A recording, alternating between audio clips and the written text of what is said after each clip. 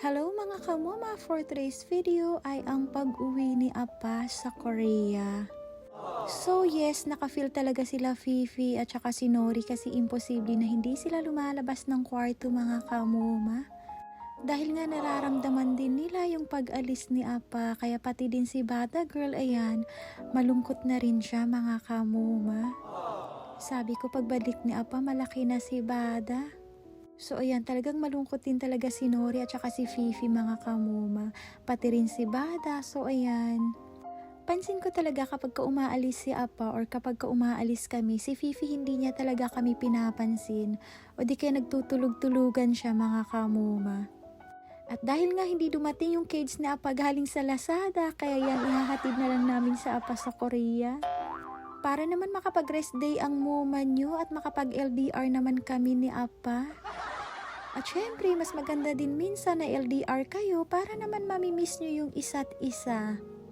Dahil kapag lagi kasi kayong nagkikita, para kasing mga aso at saka mga pusa.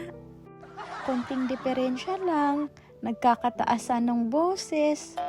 Kaya siguro ngayon kailangan muna namin magpa-refresh ni Appa. So yan, yung mga dalawang anak ko lang ang nakasama dahil may pasok kasi si Bunso mga kamoma at ang dalawa kong kapatid. Kaya hindi sila muna makasama sa paghatid kay Appa sa airport. Nakakainis din minsan mga kamay-tay. Tayo kasing mga babae na minsan sinusumpong pero thankful pa rin tayo dahil kapag sinusumpong tayo naiintindihan naman tayo ng asawa natin. Alam mo yun, parang dito ko mararamdaman na aalis si Appa at parang mamimiss ko siya. Alam mo yun, yung naiinis ka pero kapag umaalis na yung tao, dun mo na mararamdaman na ay parang hindi mo pala kaya.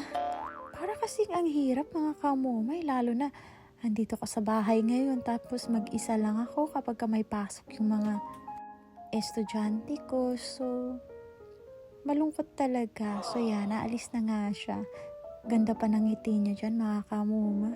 By the way, meron kasing important matter si Appa sa Korea mga kamoma at don't worry, babalik din naman si Appa dito sa Pinas. Happy na rin ako mga kamoma kahit papaano dahil anytime na makakauwi si Appa kapag gusto niya, unlike before, nung time na nagka-problema kami, so mahirap siya makapag-exit. Pero ngayon, okay na, back to normal na kami.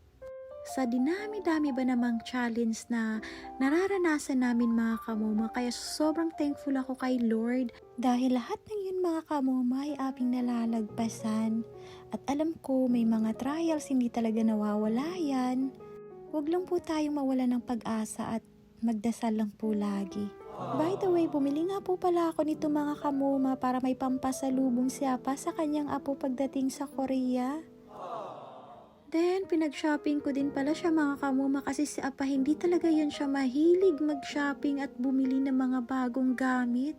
Kaya't pinag-shopping ko siya mga kamoma one time, big time kapag uuwi siya sa kanila. Then ayan, ito nga po pala yung bag na matagal ko nang gustong iregalo sa kanya mga kamoma. Buti na lang merong video. Credit now, pay later. So at least diba meron pa akong 3 months na makapag-ipon para bayaran ko yung bag ni Appa. Ang mahal kasi. Siyempre mga kamoma, gusto ko din talaga to para kay Appa. Alam nyo na, iba-iba yung mga kaharap din ni Appa. So siyempre, naawa din ako sa asawa ko mga kamoma, diba?